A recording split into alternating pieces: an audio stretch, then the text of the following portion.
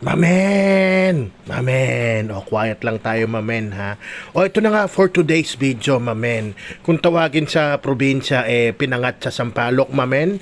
Sa mga taga Maynila naman kung tawagin sinigang sa Sampaloc na tilapia mamen. Napakasarap nito kaya try nyo na. Saktong-sakto sa mahal na araw mamen.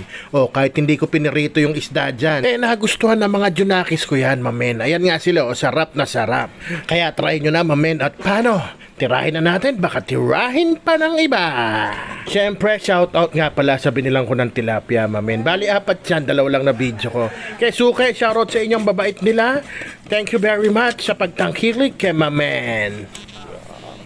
Siyempre, mamen, pag uwi ko niyan, dali-dali na ako naghiwa kagad ng mga aromatics at pampalasa, mamen. Luya, sibuyas, siyempre hindi mawawala ang wangbu. At ang pinaka-importante dito, mamen, para sa akin, ito, 3 malalaking kamatis, mamen. Isa yan sa magpapasarap sa ating bawsa. Kaya naman, hiniwa ko siya ng maliliit para mas madali siya gisahin. Siyempre, mamen, alam niyo naman ako may gulay. Ayan, pechi. Ayan, mag-isa na tayo, mamen. Gamit ko yung napakasarap na pork oil natin. Mabilis ang gisa lang para sa dish na to. Luya ang inuna ko mamen. Pag-gisa ko niyan, syempre, halo-halo ko lang saglit siya. Nung umamoy na sa buong kabayan, sinunod ko na yung sibuyas mamen. Onting gisa-gisa lang, nung nilabasan na siya, na-solve na siya, nilagay ko na yung wangbu mamen. At sinunod ko na rin kagad itong 3 jumbo kamatis natin mamen. Ito mamen, dapat medyo gulpi yung kamatis. Kaya tinulungan ko, nilagyan ko ng patis para magtubig siya kagad. Lumabas yung katas niya bago nyo lalagyan ng tubig yan, mamen. Ayan, nilagay ko na rin yung sampalok para maluto na rin siya. Medyo matigas kasi yan. Importante yan, mamen, kasi para lumabas talaga yung natural na asim niya. Sabay binikwasan ko ng criminal water, mamen. Lagyan na kagad natin ng paminta, onting asin, mamen, at ito, chicken powder, optional lang yan. Pwede rin kayo gumamit ng ito, pork cube. Try nyo. Huwag muna kayo magreklamo hanggat hindi pa natatry. At yan, mamen, nung kumulo yan, pinakulo ko pa ng 5 minutes yan, mamen.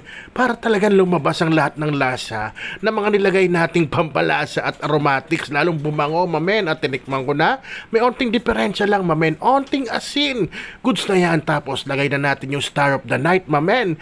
Tilapia, ayan na. Yan ang star of the night, mamaya tetabling ko yung 2 dyan, mamen. Siyempre, iba tayo 2 kagad ang tetabling natin. O yan, lagay na rin natin yung ceiling green, mamen.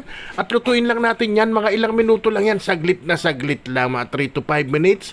Goods na yan, mamen. Tingnan nyo naman, wraps. At nung okay na nga siya, mamen, ilagay na natin itong pechi. Ayan. O, paglagay nyo ng pechi, ayusin nyo lang, medyo lubog nyo yung iba.